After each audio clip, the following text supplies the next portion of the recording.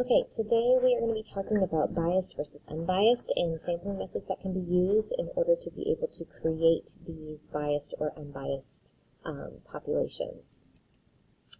So we went over today an example of, technology at schools. So we're going to pretend like you are in a school that has absolutely no money, that has absolutely no technology. You are working with outdated materials, an outdated workbook, textbook. You have to take everything by hand while you've got friends that go to a different school that has all sorts of different technology. They have the latest Chromebooks or laptops. They've got smartboard technology where they can go up and simultaneously work on the whiteboard.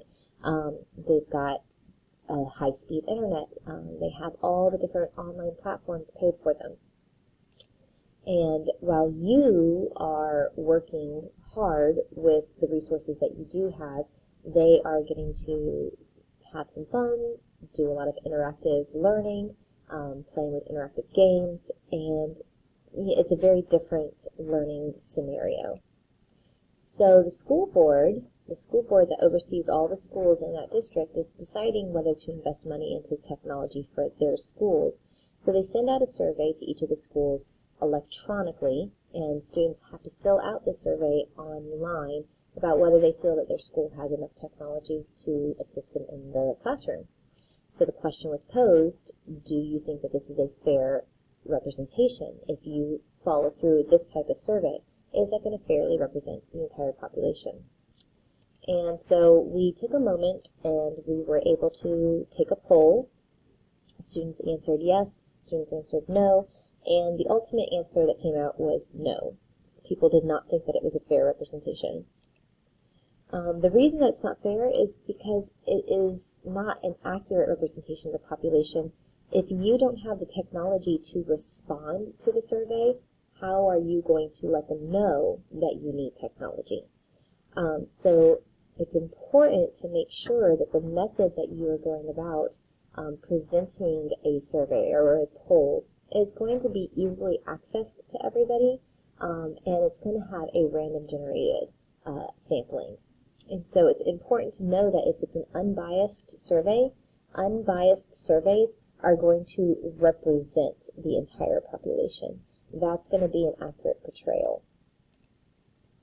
So two of the best methods for deciding unbiased samples.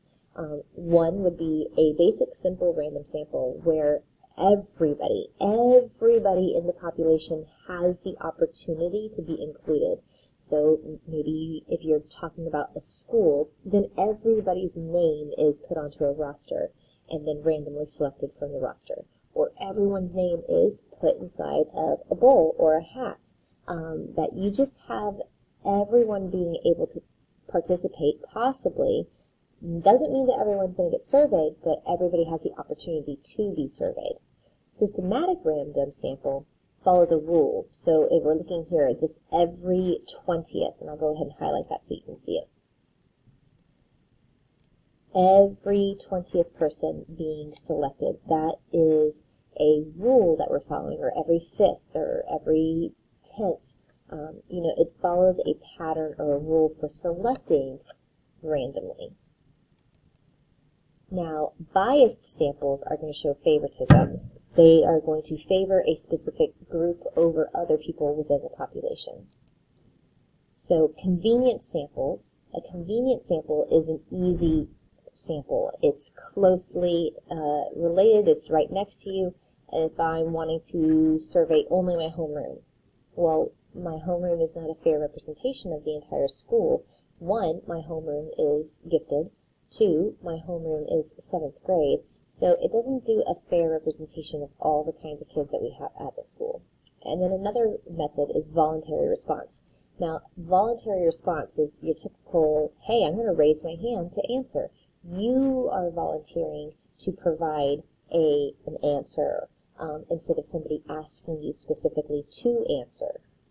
So voluntary response is never a very good method. It also can be seen as, hey, I'm going to call this hotline and give my response, or I'm going to write in, or I'm going to post something on social media or online Social media and online is always going to be a voluntary response because people have to see it and then make the choice to go ahead and reach out and respond. Okay, so here's a couple of examples. To determine the most common injury cared for in an emergency room, a reporter goes to the same hospital every afternoon for 1 month during the summer and observes that people entering the emergency room. She concluded that the second-degree burn is the most common injury.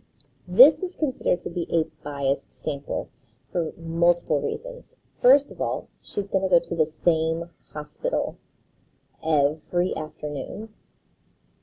Okay, the same hospital. That means that it's located in one area. We don't know where the location is. Maybe the location is by the beach, and if people are going to the beach, they're probably going to get sunburned. Also, another thing that throws it off is the fact that you're doing this during the summer. And during the summer, people tend to be outside. So when you're outside, yes, you're probably going to get some sun. If she maybe surveyed multiple hospitals throughout the region, and during multiple seasons, that would be a better representation. So again, it's a biased sample, and the sample method is convenience, because she's only going to one location, it's easy access to her, and she's spending it for just 1 month during a season in which people are most likely to be outside. So it creates that invalid result.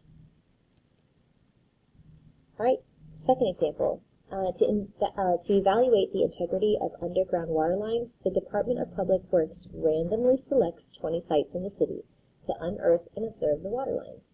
At 5 of the sites, the water lines needed repair, so the Department of Public Works concludes that about 1/4 of their underground water lines throughout the city might need repair.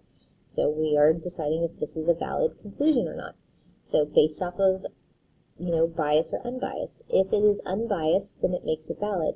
If it is biased, it would be not valid. So this is actually considered to be an unbiased method. It is a random selection. They do state that they are going to randomly select 5 different sites, 20 sites. So random selection of 20 sites.